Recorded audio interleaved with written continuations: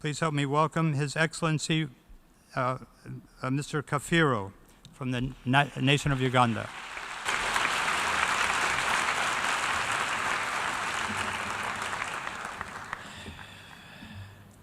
The Chairman of the Global Young Leaders Academy, Excellencies, distinguished delegates, ladies and gentlemen, I'm pleased to join you today to deliver a statement on behalf of His Excellency Sam Kutesa, President of the General Assembly, for this 4th International Young Leaders Assembly.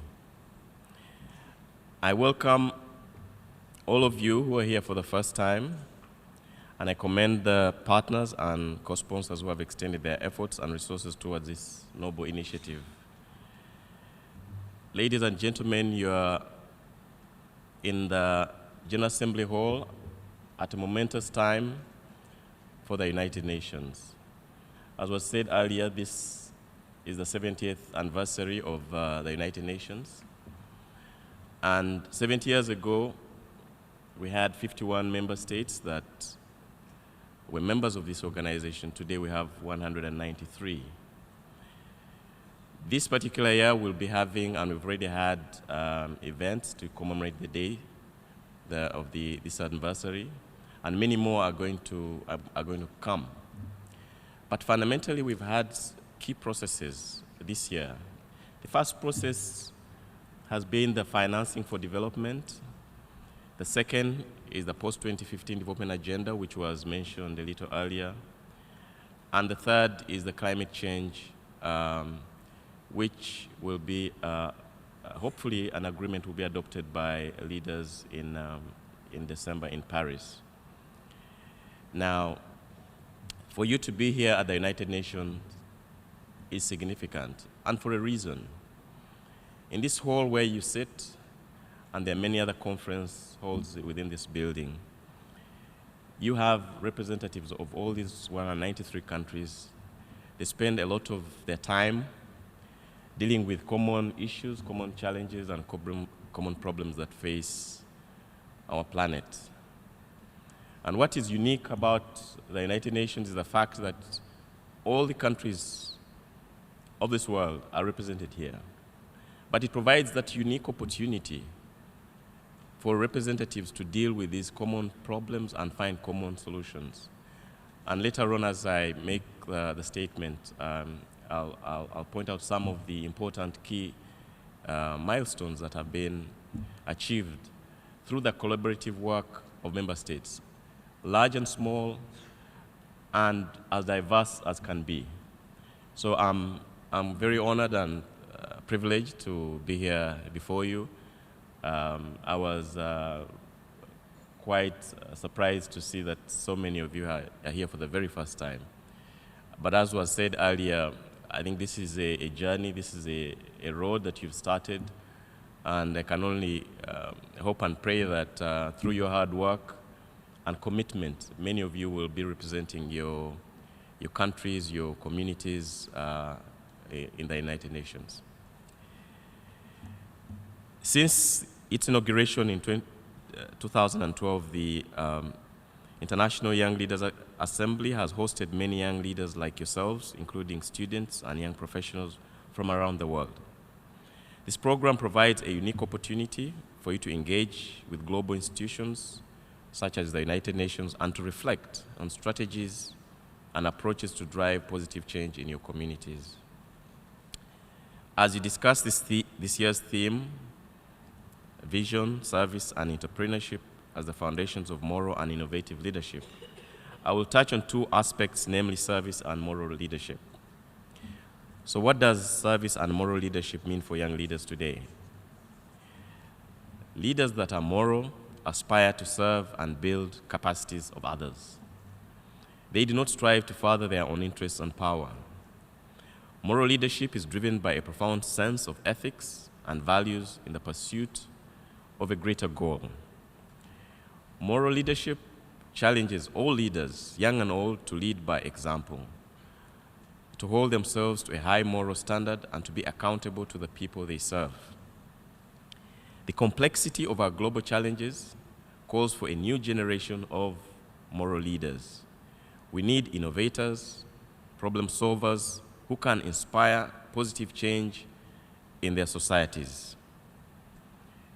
You are tomorrow's leaders, and as such, I encourage you to embrace moral leadership as you work towards shaping a sustainable future. Over the last 2 decades, youth and issues affecting them have taken center stage in conversations across the international community.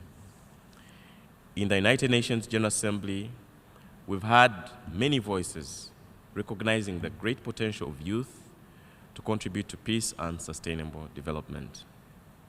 On the 1st of June this year, the President of the General Assembly convened a high-level event on the demographic dividend and youth employment. One of the key messages that emerged was the importance of human capital development, with a specific call to provide young people with quality education, training, and skills development. Many participants underscored the need to reduce skills gaps and match education and professional training with the evolving needs of the labor market. The inaugural celebration of the World Youth Skills Day last month presented another opportunity to exchange and reflect on the strategies and policies required to help young people realize their full potential. The focus of this assembly on innovative and moral leadership reminds us of the need to develop youth leadership capacity. In this respect, entrepreneurship and problem solving, innovation and creativity, communication and commitment are essential skills that can pave the way towards civic engagement as well as community and democratic participation.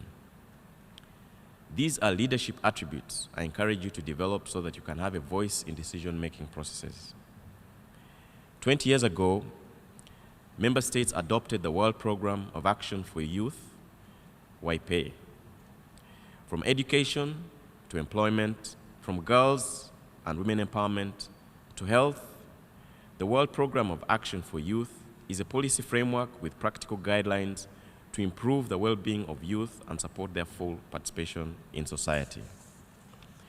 On the 29th of May this year, the President of the General Assembly convened a high-level commemorative event to celebrate the 20th anniversary of this landmark program of action.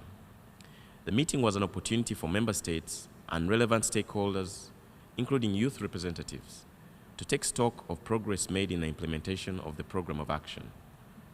Participants shared experiences and identified gaps and challenges, as well as the best way forward for the program's effective and accelerated implementation. This September, world leaders will adopt a new development agenda for the next 15 years. This agenda is inclusive, transformative, and brings together the economic, social, and environmental dimensions of development. It's an unprecedented opportunity to set our world on a sustainable path and secure peace and prosperity for current and future generations. In this ambitious endeavor, the young generation will be the transformative force that will turn this vision, especially through implementation, into reality.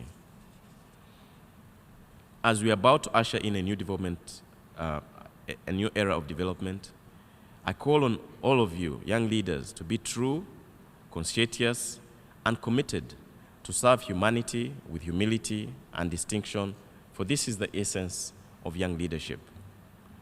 As Nelson Mandela once said, and I quote, "A fundamental concern for others in our individual and community lives would go a long way in making the world the better place we so passionately dreamt of."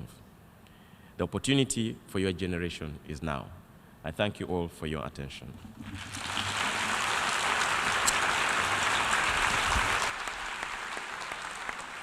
Thank you very much, Ambassador Arthur Kafeero.